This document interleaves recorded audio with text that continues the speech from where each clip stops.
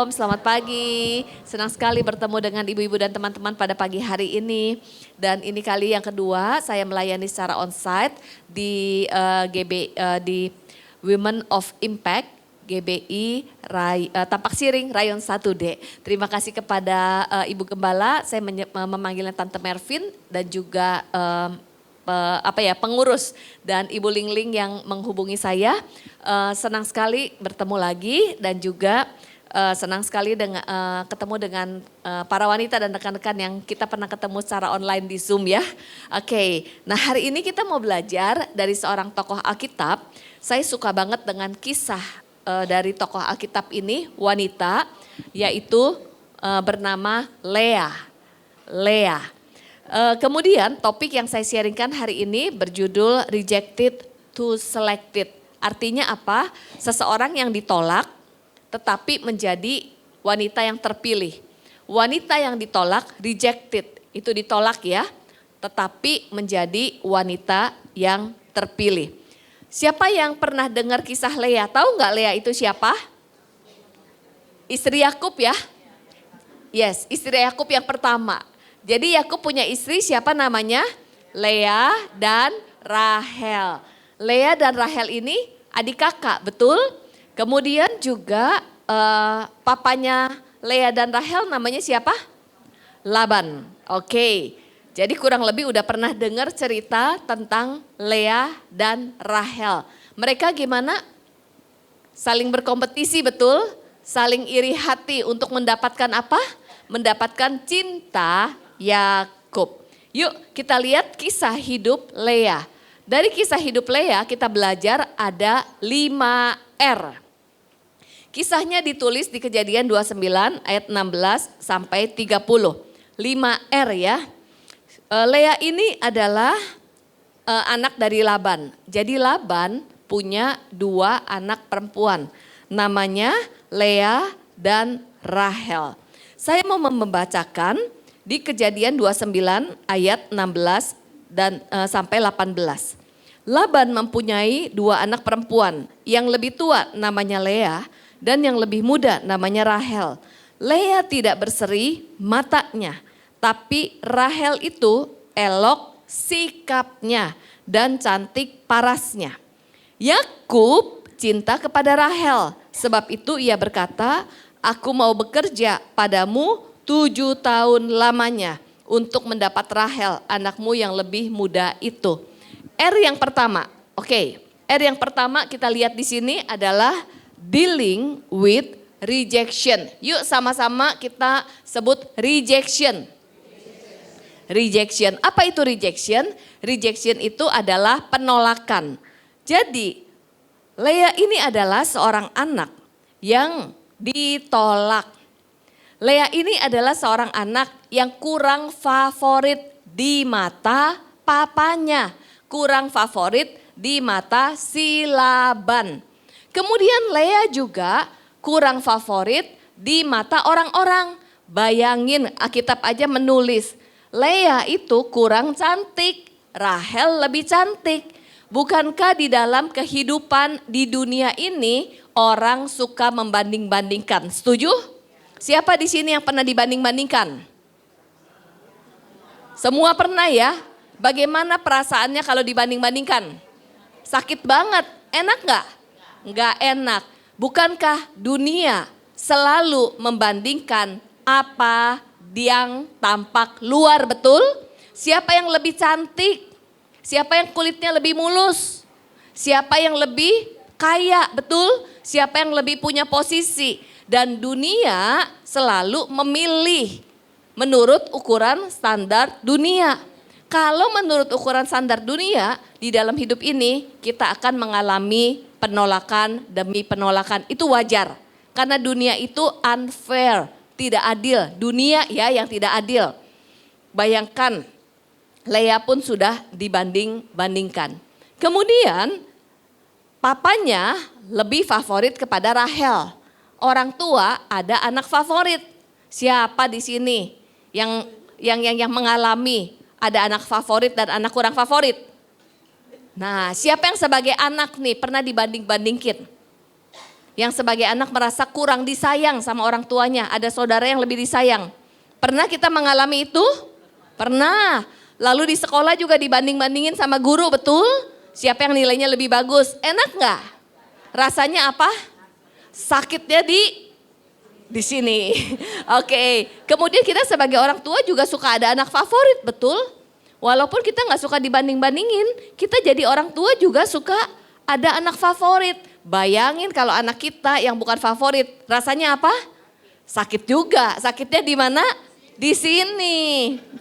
Kemudian si Lea dimanipulasi sama papanya, si Laban. Coba dimanipulasi dan dimanfaatkan papanya. Rasanya gimana? Jadi Yakub cinta kepada Rahel. Lalu karena cinta kepada Rahel, maka Yakub bekerja 7 tahun kepada Laban. Bayarannya adalah menikah dengan Rahel. Tapi yang dikasih oleh Laban si Lea. Karena Yakub dikasih Lea belum mendapatkan Rahel, maka Yakub bekerja lagi 7 tahun lamanya. Jadi kita lihat Lea dimanfaatkan papanya supaya Yakub bekerja 7 tahun lagi lebih lama. Bagaimana perasaan Lea? Sakit banget ya.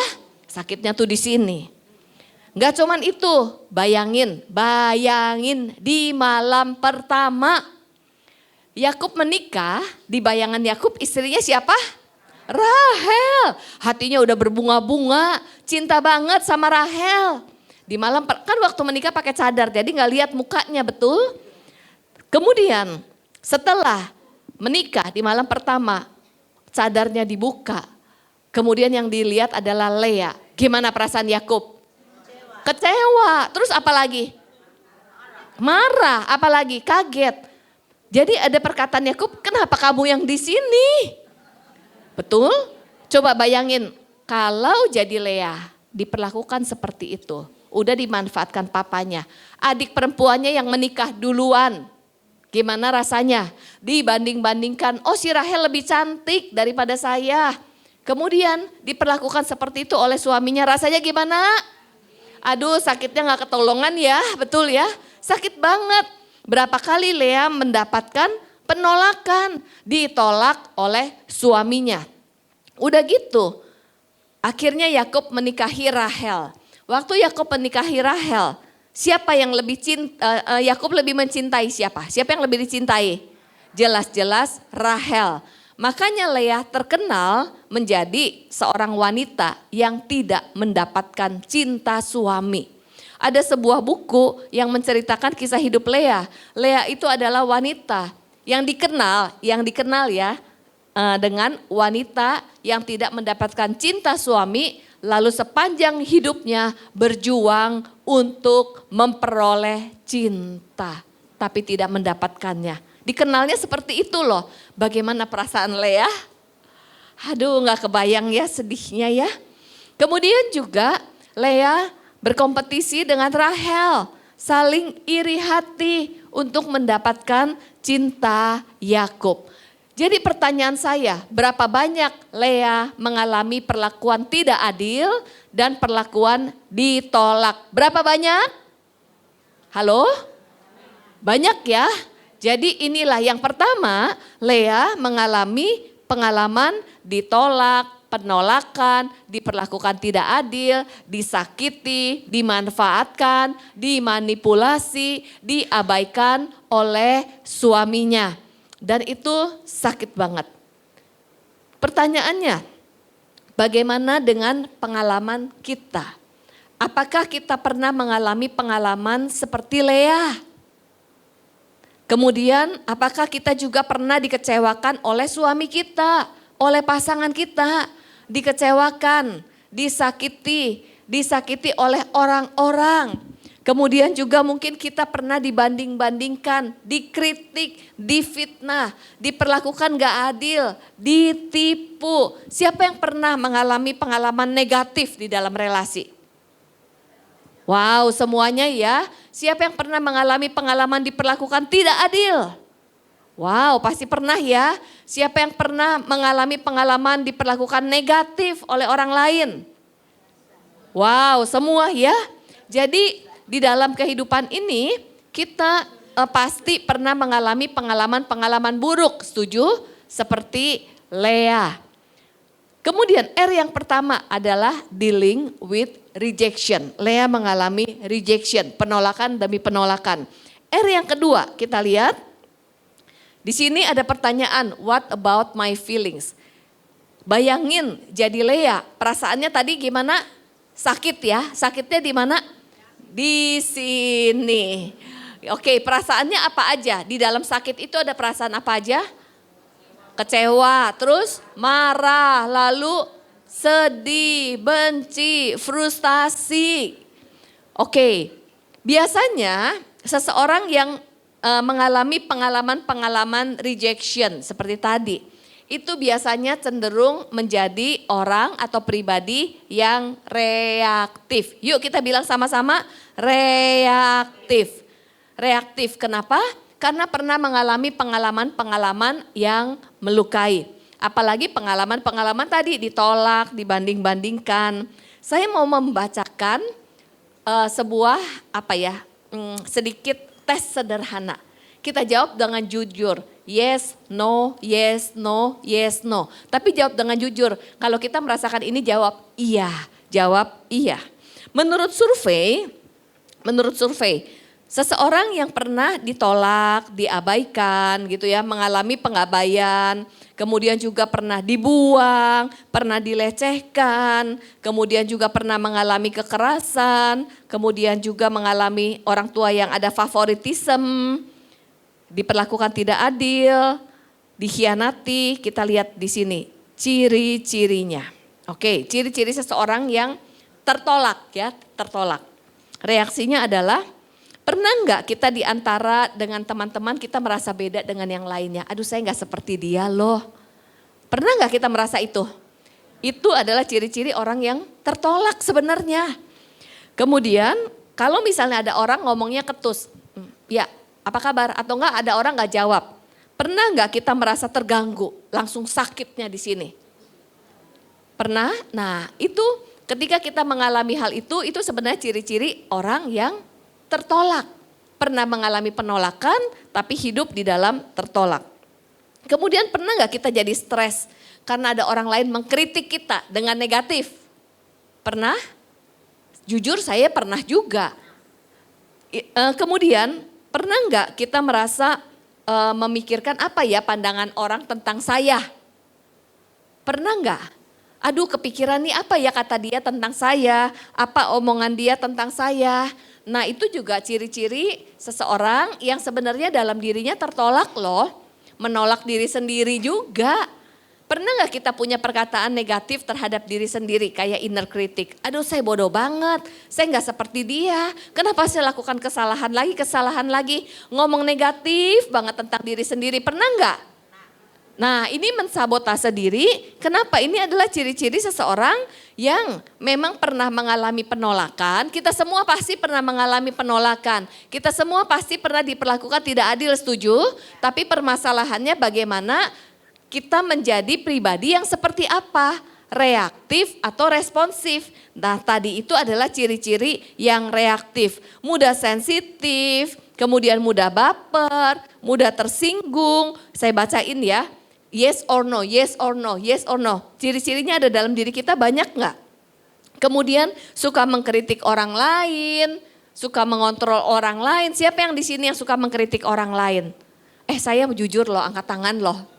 Iya, karena gini, kritiknya mungkin saya secara langsung enggak, tapi di dalam hati saya ngomongin orang. Dalam hati loh, kan sama aja dong di dalam hatinya saya kan licik dan jahat, betul? Menghakimi, kok dia seperti itu, begitu ya. Itu kan mengkritik orang walaupun enggak diucapkan langsung. Tapi ada juga yang ngomongin di belakang loh, menggosipkan. Bukankah menggosipkan itu juga berkata jelek tentang orang lain? Kemudian mencari-cari kesalahan orang lain. Aduh saya itu ya, sebelum saya belajar, saya baru sadar loh. Sebelum saya belajar, saya itu suka mencari kesalahan orang lain dan nyalahin orang lain. Yang di rumah disalah-salahin. Siapa yang pernah punya ciri-ciri seperti ini? Saya angkat tangan, saya jujur banget. mau belajar jujur. Karena ketika kita jujur, disitulah kita bisa berubah dan kita bisa semakin bertumbuh. Amin. Kemudian juga saya sulit untuk bersyukur. Saya lebih sering komplain. Siapa di sini yang suka komplain? Jawab sendiri ya. Oke, introspeksi. Kemudian juga kalau seseorang yang pernah ditolak, kan memang wajar dia terluka. Tetapi dalam hidupnya pun akhirnya jadi sulit menerima orang lain. Contohnya nih, ciri-ciri orang yang sulit menerima orang lain. Misalnya gini, lihat orang kelebihan hati kita gak senang.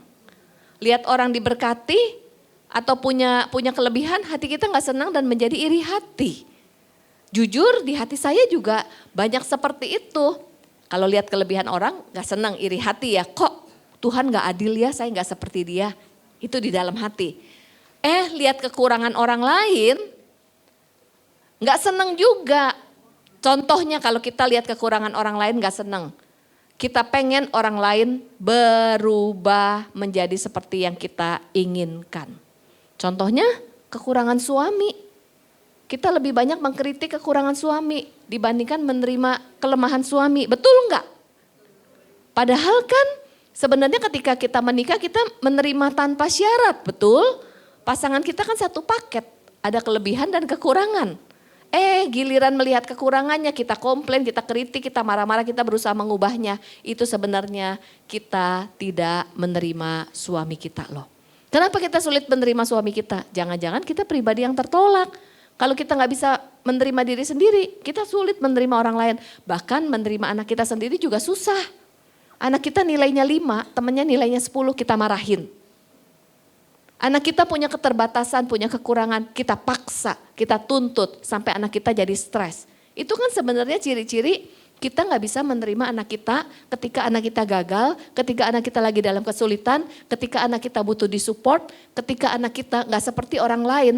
Kita membandingkan anak kita dengan orang lain, itu sebenarnya kita menolak anak kita loh. Jadi berapa banyak kita menjadi pribadi yang reaktif dan tanpa sadar kita jadi melukai orang lain. Ataupun kita juga menjadi pribadi yang butuh pengakuan. Contoh pribadi yang butuh pengakuan, aduh kalau saya misalnya teman saya pakai baju tertentu lalu saya nggak bisa, aduh saya malu. Berarti diri saya, pengakuan diri saya ditentukan oleh baju dong. Bukan oleh identitas di dalam Kristus. Lalu misalnya aduh saya datang gak enak, saya beda gak seperti yang lain. Terus kita malu hati, kita gak gak bangga dengan apa yang sudah Tuhan kerjakan. Kita jadi minder, itu juga ciri-ciri orang-orang yang hidup di dalam penolakan. Karena pernah mengalami pengalaman negatif, jadi menolak dirinya sendiri juga, nggak bangga akan diri sendiri yang sudah ditebus oleh Kristus. Nah dari tadi ciri-ciri yang ada, yuk kita check up yang mana ada pada kita. Biasanya kita ini cenderung reaktif. Yuk kita sebut apa? Reaktif. R yang pertama rejection, seseorang yang mengalami penolakan seringkali sikapnya menjadi reaktif. R yang kedua adalah reaktif. Kemudian kita lihat R yang ketiga. Kalau tadi R yang kedua adalah reaktif, R yang ketiga adalah responsif. Apa bedanya reaktif dan responsif? Kita lihat di sini. Responsif. Next ya kita lihat. Kita mau belajar dari Lea. Kita punya pilihan loh untuk menjadi pribadi yang reaktif atau responsif. Reaktif atau reaksi itu adalah kita memang pernah ditolak, kita pernah dikecewakan, kita pernah dimanfaatkan, kita pernah dimanipulasi, kita pernah diperlakukan tidak adil, kita pernah dilukai. Kemudian tadi waktu kita belajar dari kisah hidup Lea, ketika mengalami pengalaman-pengalaman tersebut rasanya apa? Sakit. Sakitnya di sini ya, ada kemarahan, kekecewaan dan sebagainya. Seseorang yang reaktif adalah keputusan-keputusan hidupnya, perilaku-perilakunya didorong oleh sakit hatinya. Didorong oleh kekecewaannya, kemarahannya. Kemudian didorong oleh frustasinya. Tetapi seseorang yang responsif, dia mungkin punya pengalaman-pengalaman negatif, dia bisa marah, dia bisa sedih, dia bisa kecewa, tapi seseorang yang responsif dia bisa mengelola dirinya lalu berespon dengan baik dan positif. Amin. Jadi kita nggak bisa mengontrol perilaku orang lain. Kita nggak bisa mengontrol perkataan orang lain dalam hidup kita.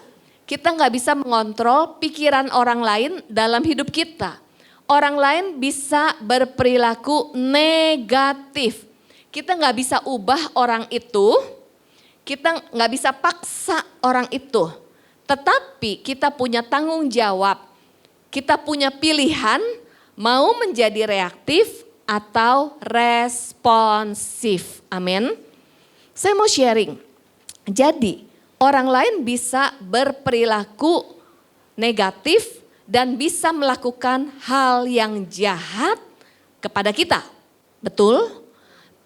Sekali lagi ya, orang lain bisa berperilaku negatif dan melakukan hal yang jahat kepada diri kita. Tetapi apakah kita jadi ikut-ikutan jahat karena perilaku orang itu? Itu adalah pilihan kita. Amin. Jangan biarkan perilaku negatif orang lain membuat kita jadi negatif juga. Sayang banget, Tuhan tuh punya rencana dalam hidup kita. Lalu kita ini putri-putri raja, amin. Jadi yuk jangan biarkan sikap orang lain mengendalikan hidup kita. Lalu kita juga jadi buruk. Kalau orang lain berkata negatif, jangan ikut-ikutan ngomongin dia negatif. Setuju? Kalau kita ikut-ikutan ngomongin dia negatif, kita jadi sama seperti dia. Amin. Kita ingat itu baik-baik. Jangan biarkan perilaku orang lain membuat kita jadi negatif. Kemudian berikutnya, kalaupun orang lain berperilaku negatif, kita bisa stres. Setuju? Itu karena memang kita manusia. Tetapi ketika kita stres, apakah kita mau terjebak menjadi semakin stres dan depresi dan terjebak dalam lumpur, keputusasaan, lalu enggak move on? Itu pilihan kita loh. Jangan biarkan perilaku negatif orang lain membuat kita jadi terpuruk. Tapi kita punya kuasa, ada Roh Kudus di dalam diri kita yang memampukan kita untuk move on, maju. Jadi marilah kita memilih menjadi pribadi atau wanita yang responsif, bukan reaktif. Yuk bilang kiri kanan, mari kita responsif. Mari kita responsif. Mari kita responsif, bukan reaktif ya. Seseorang yang responsif, walaupun dalam hidupnya mengalami pengalaman negatif, tapi tetap berespons sesuai dengan firman Tuhan. Kita lihat, Lea adalah pribadi yang responsif. Ketika diperlakukan tidak adil oleh papanya.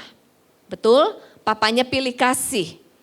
Sebenarnya Lea punya alasan untuk hidup di dalam kepahitan.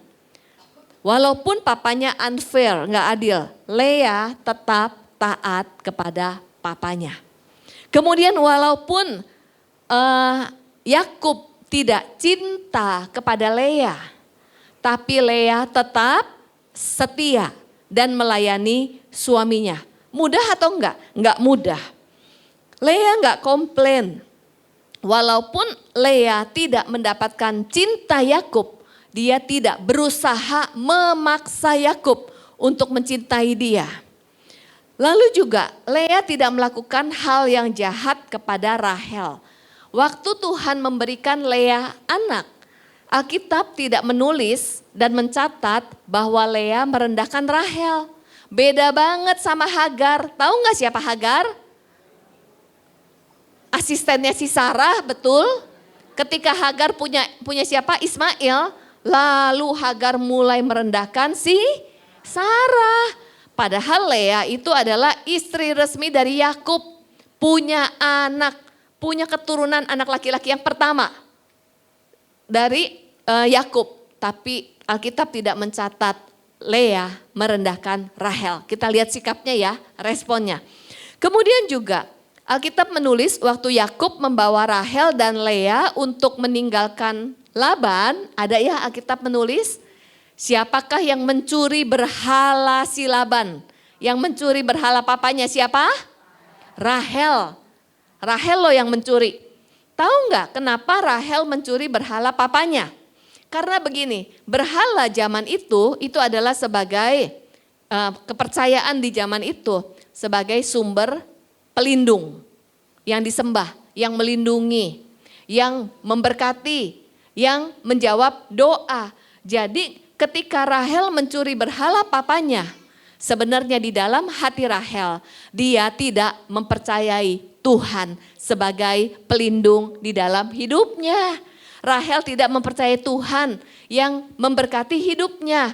Rahel bergantung kepada ilah lain, yaitu berhala yang disembah oleh papanya. Kita lihat sikap Rahel dan sikap Lea. Jadi marilah kita menjadi pribadi yang responsif. R yang pertama rejection, R yang kedua reaktif, R yang ketiga responsif. Yang keempat, R yang keempat. Kita mau belajar ya dari Lea. R yang keempat, reaching out to God. Kita baca sama-sama, reaching out to God. Artinya apa? Lea mendatangi Tuhan dan berseru kepada Tuhan. Coba kita lihat, waktu Rahel dibawa Yakub meninggalkan Laban, yang diambil oleh Rahel, yang dipegang oleh Rahel adalah berhala papanya. Tapi Lea datang kepada Tuhan. Di Kejadian 29 ayat 33 sampai 44. Yuk kita baca sama-sama ayat ini. Ayat ini bagus banget. Kita baca dengan keras ya. 2, 3. Lea mengandung lalu melahirkan seorang anak laki-laki dan menamainya Ruben. Sebab katanya, sesungguhnya Tuhan telah memperhatikan kesengsaraanku. Sekarang tentulah aku akan dicintai oleh suamiku. Mengandung pula lah ia, lalu melahirkan seorang anak laki-laki. Maka ia berkata, sesungguhnya Tuhan telah mendengar bahwa aku tidak dicintai. Lalu diberikannya pula anak ini kepadaku. Maka ia menamai anak itu Simeon. Mengandung pula lah ia, lalu melahirkan seorang anak laki-laki. Maka ia berkata, sekali ini suamiku akan lebih erat kepadaku karena aku telah melahirkan 3 anak laki-laki baginya. Itu sebabnya ia menamai anak itu Lewi. Lea sengsara. Kenapa Lea merasa sengsara? Karena tidak dicintai oleh Yakub. Tidak dicintai oleh suaminya. Jadi Lea berdoa untuk apa? Mendapatkan cinta Yakub. Lea berdoa, Lea sengsara, diabaikan oleh suaminya, kemudian tidak dipedulikan suaminya. Lea berdoa sama Tuhan, Tuhan tolong supaya Yakub cinta kepada saya. Lea datang kepada Tuhan, berseru kepada Tuhan. Kemudian lahirlah Ruben. Jadi kita lihat di sini. Lalu melahirkan seorang anak laki-laki dan menamainya Ruben. Kenapa dinamakan Ruben? Karena di sini dikatakan Tuhan telah memperhatikan kesengsaraanku dan aku diberikan anak. Saya tanya, apakah Tuhan menjawab doa Lea membuat Yakub menjadi jatuh cinta? Halo? Tidak loh, tidak. Tetapi yang Tuhan jawab apa? Memberikan anak. Namun kita lihat di sini, saya tulis if and then. Doa Lea itu adalah doa yang ada syaratnya. Bilang gini, wah Tuhan kasih saya anak. Jika sekarang saya punya anak, maka Yakub akan jatuh cinta kepada saya. Pertanyaannya, setelah Lea melahirkan anak, apakah Yakub jatuh cinta? Tidak. Kemudian ternyata Yakub belum cinta saya. Terus berdoa lagi, Tuhan, Yakub belum cinta saya nih, tolonglah saya. Tuhan kasih anak yang kedua. Namanya siapa? Simeon. Arti nama Simeon adalah Tuhan mendengar. Aduh puji Tuhan, Tuhan mendengar. Kita lihat di sini, sesungguhnya Tuhan telah mendengar. mendengar bahwa aku tidak dicintai. Tuhan mengerti saya tidak dicintai. Tapi Lea berharap ketika lahir Simeon, maka nih setelah saya punya anak kedua, pasti Yakub cinta saya. Kenyataannya Yakub jadi cinta Lea enggak? Tidak, tetap tidak cinta dia. Kemudian berdoa lagi, if itu seandainya saya lahir lagi anak laki-laki, maka Yakub akan cinta saya. Kita lihat di sini, mengandung pula lah ia melahirkan seorang anak laki-laki, maka ia berkata, kita lihat ini menarik. Sekali lagi suamiku akan lebih erat kepadaku karena aku telah melahirkan 3 anak laki-laki. Pasti Yakub cinta saya. Itu adalah harapan Lea. Makanya nama anak itu adalah Lewi. Lewi itu artinya to join, artinya erat, bersatu. Jadi ketika lahir Lewi, Lea pikir kali ini pasti Yakub akan lebih erat dan cinta saya. Jawabannya, apakah Yakub jadi cinta Lea? Tidak. Kita lihat di sini menarik banget dalam hidup kita. Kita tuh seringkali ngomong begini, seandainya maka.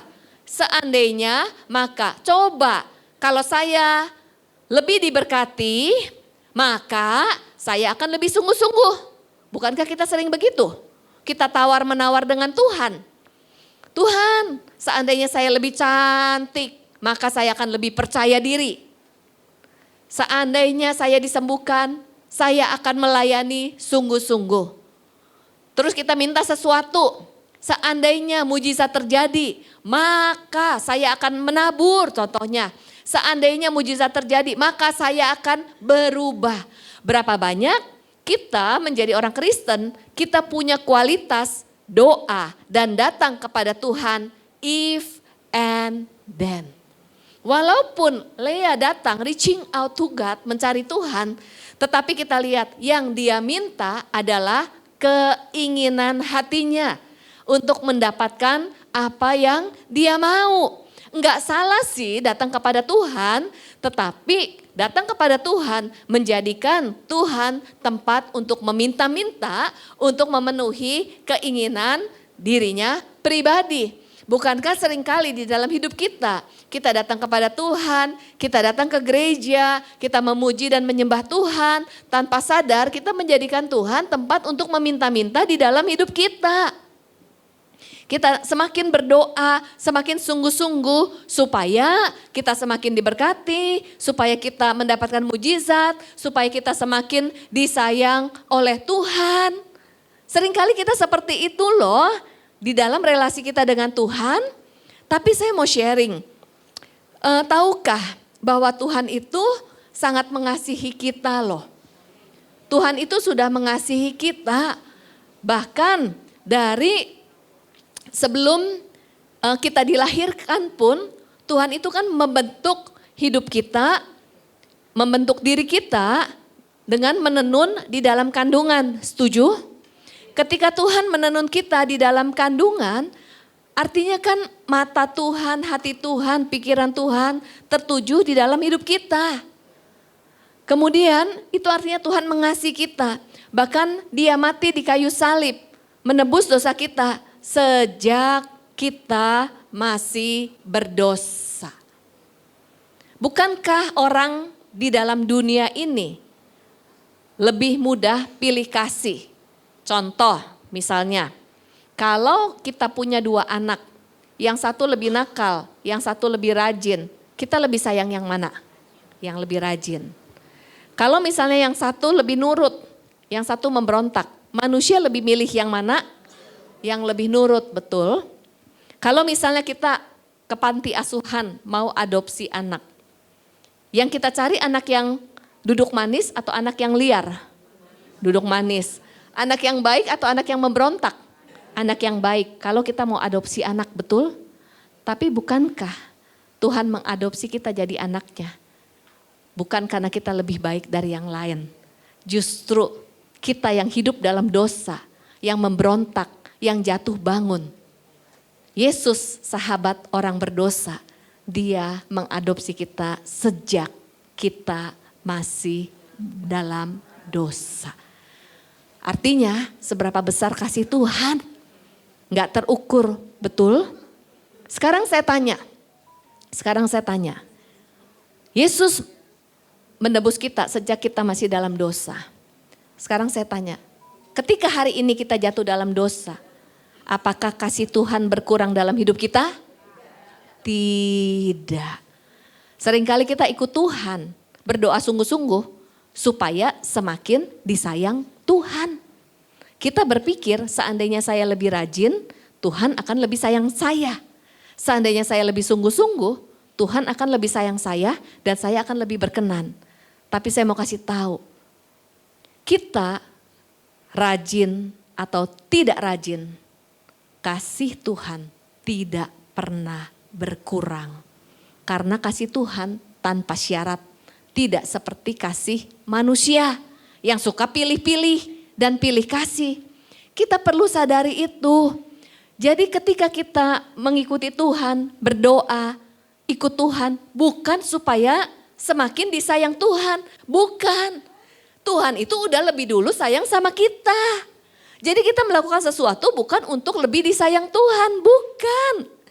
Jadi kalau kita sadar kasih Tuhan itu sempurna dan kita dicintai penuh oleh Tuhan, maka kita tidak akan ragu walaupun orang lain menolak kita, kita tetap pribadi yang diterima, dikasih Tuhan tanpa syarat dan kita berharga.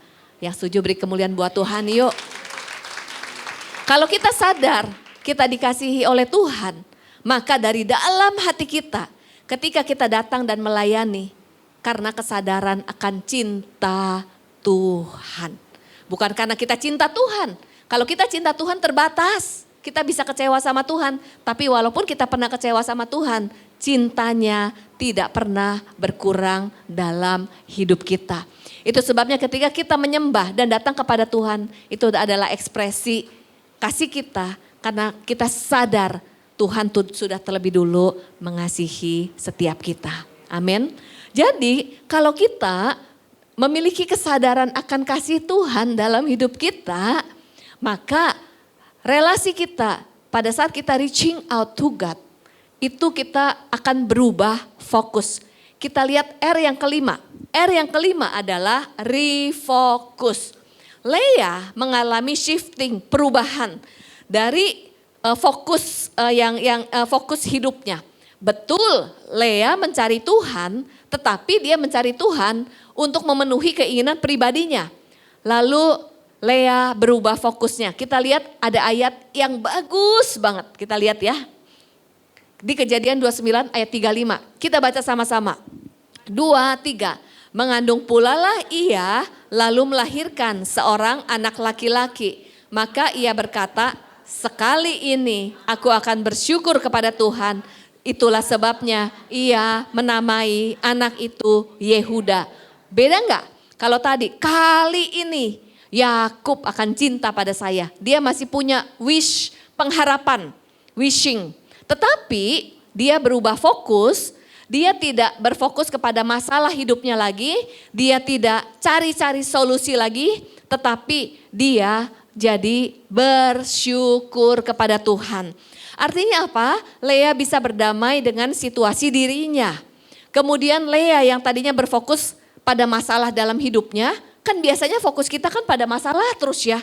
Setiap kita pasti punya masalah, tapi fokus kita jadi bete, kita jadi stres, kita jadi terjebak. Karena kita fokusnya kepada problem. Demikian juga Leah yang dia fokuskan sebelumnya, kenapa Yakub gak cinta saya, kenapa Yakub gak cinta saya. Terus juga seringkali kita fokusnya adalah mencari solusi. Mencari solusi sampai kita mencari solusi dengan menggunakan kekuatan kita sendiri. Jadi solusi dengan cara manusia. Jadi solusi Leah adalah begini. Kalau seandainya saya melahirkan, ini menurut Leah solusinya. Kalau seandainya maka solusi saya tercapai, Yakub akan cinta saya. Jadi kalau kita fokus pada problem atau fokus pada solusi, kita jadi meminta terus kepada Tuhan. Tapi Lea berubah dari meminta menjadi bersyukur. Bersyukur dia bisa berdamai pada dirinya sendiri, dia sadar. Oke, next kita lihat di sini. Dia sadar bahwa ini ada satu kalimat bahasa Inggris, saya terjemahin ya. Melakukan sesuatu untuk mendapatkan pujian dari orang lain. Kita melakukan sesuatu untuk mendapatkan pujian dari orang lain, untuk diterima oleh orang lain, untuk mendapatkan cinta dari orang lain, itu fruitless, sia-sia. Kita akan jadi kecewa karena manusia terbatas. Kita akan jadi stres, kita akan jadi guncang. Tetapi berubah fokus menyadari kasih Tuhan dalam hidup kita, itu akan membuat kita penuh dengan damai sejahtera. Kita bisa bersyukur, bersuka cita karena kita menaruh hidup kita di dalam kendali Tuhan. Yang setuju kita berikan kemuliaan buat Tuhan. Biasanya kita berusaha orang lain berubah sama seperti Lea. Ingin mengubah suaminya untuk menjadi seperti yang dia mau. Tetapi Lea sadar mengubah orang lain itu tidak ada artinya. Kalau kita berusaha memaksakan solusi akan jadi stres. Tapi Lea belajar untuk berserah dan surrender kepada Tuhan. Amin. Hari ini kita mau belajar dari Lea. Yuk, marilah kalau kita sadar Tuhan sudah mati bagi kita. Dia gak pernah meninggalkan kita. Hidup kita ada di dalam tangannya. Daripada kita memaksakan diri, yuk marilah kita berubah fokus. Kita percaya Tuhan bekerja dan kita berserah kepada Tuhan. 5R. Dan kita lihat apa dampaknya dalam hidup Lea. Kita lihat yuk. Apa dampaknya? Next. Ya, tadi Lea yang menaruh identitas dirinya terhadap cinta dari suaminya. Menaruh identitas dirinya, kalau saya punya anak saya lebih berharga. Tapi Lea berubah. Lea menaruh identitas dirinya di dalam Tuhan. Marilah kita menaruh identitas diri kita di dalam Kristus. Amin. Dampaknya apa? Berikutnya kita lihat. Ketika Lea berdoa, apakah Tuhan tidak bekerja? Halo, apakah Tuhan tidak bekerja? Tuhan bekerja loh, Tuhan melakukan bagiannya. Jadi kalau hari-hari ini kita berdoa, walaupun kelihatannya jawaban Tuhan belum terlihat, belum ada, ataupun tidak sesuai dengan yang kita harapkan, tapi percayalah, Tuhan pasti bekerja. Kita lihat bagaimana cara Tuhan bekerja dalam hidup Lea. Next, Tuhan bekerja behind the scenes, Tuhan bekerja di balik layar. Yuk kita baca sama-sama ayat ini lagi dengan keras.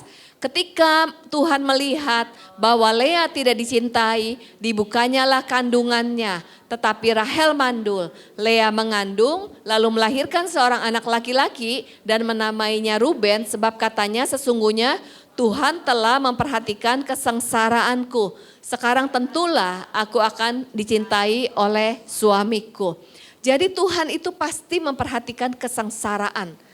Kalau ada di antara kita, kita sedang mengalami penderitaan, kita sedang sulit, kita sedang sengsara, kita mengalami pengalaman-pengalaman yang membuat kita menderita. Kita berpikir apakah Tuhan mendengarkan doa kita, bahkan kita berpikir mengambil kesimpulan jangan-jangan Tuhan mengabaikan saya, meninggalkan saya. Yuk jangan cepat-cepat mengambil kesimpulan, percayalah Tuhan memperhatikan kesengsaraan kita. Tuhan mengerti kita, Tuhan menyertai kita. Masa sih dia yang sudah memberikan hidupnya buat kita, dia tidak mempedulikan kita.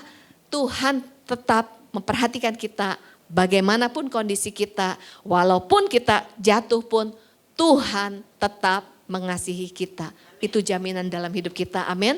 Kalau kita menyadari itu, apa yang terjadi? Yang pertama, di sini Kita baca sama-sama ya. Untuk mengaruniakan kepada mereka perhiasan kepala ganti abu, minyak untuk pesta ganti kain kabung, nyanyian puji-pujian ganti semangat yang pudar, supaya orang menyebutkan mereka pohon tarbantin kebenaran, tanaman Tuhan, untuk memperlihatkan keagungannya. Walaupun kita sengsara, menderita, kita dibentuk, diproses, diperlakukan tidak adil, ditipu, dikhianati, dimanfaatkan, kita datang kepada Tuhan, maka Tuhan akan memberikan kita damai sejahtera, sukacita, memberikan kelegaan. Karena itu semua sumbernya adalah dari Tuhan. Karena apa? Karena kesadaran akan kasih Tuhan dalam hidup kita. Amin. Yang kedua, wow, ini luar biasa banget. Lea, wanita yang tadi apa? Rejected, yang ditolak, dimanfaatkan, dibeda-bedakan, diabaikan. Tetapi Lea menjadi wanita yang terpilih. Tuhan memilih Lea. Next kita lihat ya. Di sini, saya di sebelah sini ya, di situ juga bisa lihat ya. Ini kan ada silsilah Yakub, keluarga Yakub. Lalu ada Lea, ada Rahel. Anak pertama laki-laki dari keturunan Yakub lahir dari Lea atau Rahel? Lea. Wow, untuk zaman itu seseorang istri yang bisa melahirkan anak laki-laki yang pertama itu mendapatkan posisi loh. Dan Tuhan berikan posisi itu kepada Lea. Kemudian kita lihat lagi ada anak dari Lea yang namanya Yehuda. Bukankah melalui Yehuda lahirlah siapa? Tuhan Yesus Kristus. Silsilah Yesus Kristus lahir bukan dari Rahel, tapi dari Lea. Lea terpilih, keturunan Lea yang terpilih. Lalu yang menarik berikutnya kita lihat. Di sini kita next berikutnya, kita baca sama-sama yuk. Dan disitulah juga kukuburkan Lea. Ladang dengan gua yang ada di sana telah dibeli dari orang Het. Setelah Yakub selesai berpesan kepada anak-anaknya, ditariknyalah kakinya ke atas tempat berbaring dan meninggallah ia. Maka ia dikumpulkan kepada kaum leluhurnya. Waktu Yakub meninggal, yang dikuburkan di sebelah Yakub itu siapa? Rahel atau Lea? Lea. Dan arti di mana Lea dikuburkan di sebelah Yakub, itu Lea dipilih, ditetapkan menjadi a mother of Israel. Jadi Lea terpilih menjadi ibu dari bangsa Israel. Wow, luar biasa enggak? Luar biasa banget. Kemudian next berikutnya kita lihat. Lea memberikan warisan legasi. Kita lihat anak-anak Lea itu dipakai Tuhan dengan luar biasa, betul. Lea melahirkan keturunan-keturunan yang tangguh dan gagah perkasa yang menjadi berkat dari satu generasi kepada generasi berikutnya. Saya mau kasih tahu, waktu Lea meninggal, Lea nggak tahu loh dia dikuburkan di sebelah Yakub. Waktu Lea meninggal, dia kan nggak tahu bahwa keturunannya itu melahirkan Tuhan Yesus Kristus, betul? Walaupun Lea nggak bisa melihat hal itu, tetapi Tuhan menjawab doa lebih dari yang Lea minta. Amin. Dan cara kerja Tuhan menjawab doa melebihi kekekalan. Walaupun hidup Lea terbatas, tapi Tuhan bekerja dalam hidup Lea dari satu generasi kepada generasi berikutnya. Walaupun Lea berdoa minta cinta Yakub dan dia dikenal oleh orang-orang sebagai istri yang tidak mendapatkan cinta Yakub, tapi Lea dipilih Tuhan menjadi ibu bagi bangsa Israel. Bukankah Tuhan menjawab doa lebih dari yang diminta? Demikian juga di dalam hidup kita. Kalau kita merasa bahwa kok rasanya Tuhan tidak menjawab doa, hidup kita tidak sesuai harapan, seperti Lea pengen cinta Yakub gak didapatkan, percayalah Tuhan bekerja di balik layar dan apa yang Tuhan lakukan lebih dari pemikiran kita. Jawaban doa Tuhan lebih dahsyat yang gak bisa diukur oleh pemikiran kita. Karena pemikiran kita terbatas, tapi Tuhan maha tahu, Tuhan maha dahsyat, Tuhan kita maha besar dan Tuhan kita luar biasa. Yang setuju kita berikan kemuliaan buat Tuhan.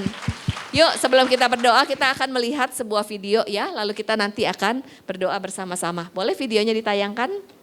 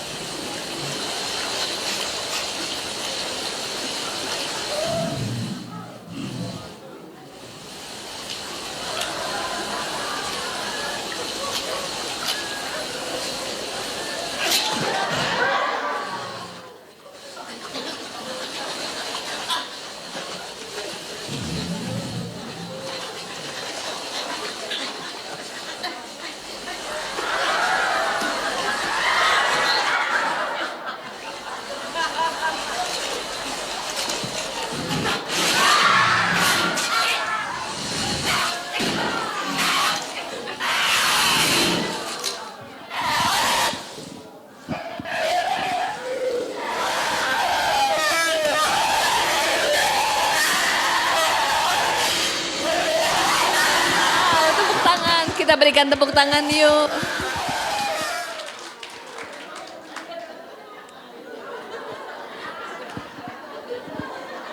Apa yang kita lihat di sini? Berjuang, tidak pernah menyerah. Tetapi ternyata papanya itu gak pernah meninggalkan dia, betul? Papanya yang besar sebenarnya gak pernah meninggalkan dia. Pertolongannya tidak pernah terlambat. Demikian juga kita.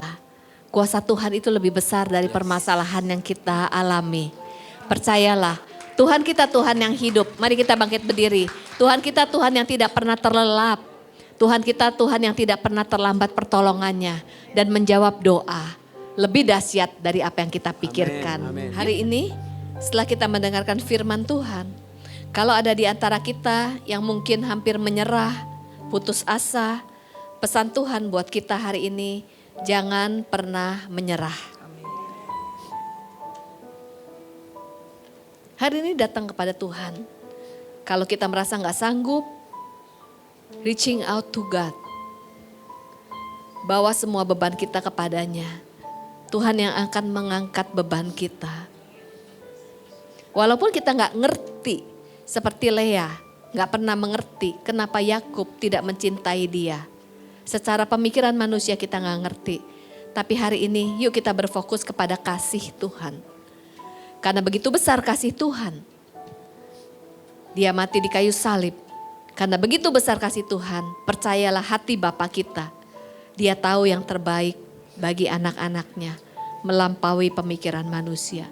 Kalau kita merasa gak sanggup, gak kuat, datang kepadanya, maka penghiburannya akan datang kepada kita. Ambil waktu 1 menit untuk datang kepada Tuhan, mencurahkan perasaan kita, hati kita, keterbatasan kita, kekhawatiran kita. Dan yuk marilah kita belajar surrender, berserah kepada Dia. Tuhan, Kau yang memeluk anak-anak-Mu yang membutuhkan kekuatan.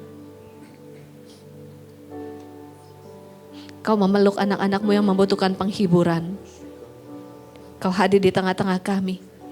Kami butuh Engkau Tuhan. Kami terbatas. Selama ini kami berfokus pada masalah, problem, dan juga berfokus mencari solusi menurut cara kami yang terbaik. Tapi hari ini kami mau belajar berfokus kepadamu. Berfokus kepada kebesaran-Mu. Berfokus kepada kasih-Mu.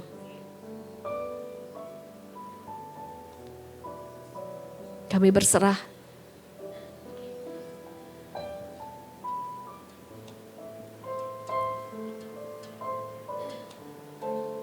Kau memeluk setiap kami, memberi penghiburan. Terima kasih Tuhan. Yang kedua, kita tadi belajar dari hidup Lea yang mengalami penolakan, diabaikan, dibanding-bandingkan, diperlakukan tidak adil, dimanipulasi, dimanfaatkan, hatinya terluka. Mungkin hari ini kalau Tuhan ingatkan, ada pengalaman yang pernah melukai kita, mungkin juga itu suami kita, ketidaksetiaan, mungkin orang lain yang melukai kita. Tapi yuk hari ini kita mau belajar menjadi pribadi yang responsif, bukan reaktif. Kalau Tuhan ingatkan ada orang-orang yang pernah melukai kita dan jahat kepada kita, marilah kita melepaskan pengampunan. Berdoa untuk mengampuni orang-orang yang pernah berlaku tidak adil, melukai ataupun mungkin melakukan hal yang jahat pada kita. Lepaskan pengampunan. Kita bisa mengampuni karena kita sadar kita sudah terlebih dulu diampuni. Kita bisa mengampuni karena kita tahu Yesus sudah mati buat setiap kita. Ampuni orang-orang yang melukai. Mungkin itu suami kita, orang tua kita, mertua, anak-anak kah, menantu, rekan-rekan dalam pelayanan ataupun rekan-rekan bekerja. Lepaskan pengampunan.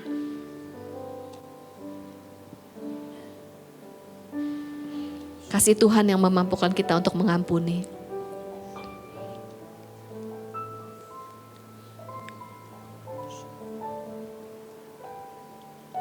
Yuk kita naikkan ucapan syukur.